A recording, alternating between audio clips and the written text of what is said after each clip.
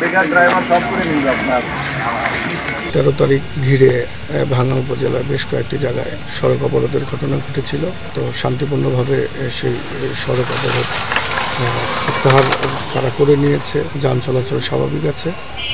দুপুর 12টা 40 ঘটিকার সময় মনসুরাবাদ স্ট্যান্ডের গ্রামের পার্শ্ববর্তী রাস্তা, সেই হোগলা কান্দি যাওয়ার যে রাস্তা, সেখানে গোপন সংবাদের ভিত্তিতে জানতে পারি যে রাস্তার উপরে একটি লাগেজ আছে, লাগেজটা পড়ে আছে। এসে আমরা খুলে দেখলাম যে এখানে 32 বোতল পেট্রোল বোমা সদৃশ্য বস্তু আছে। কে বা কারা ফেলে রেখে গেছে এটা আমরা অনুসন্ধান করতেছি।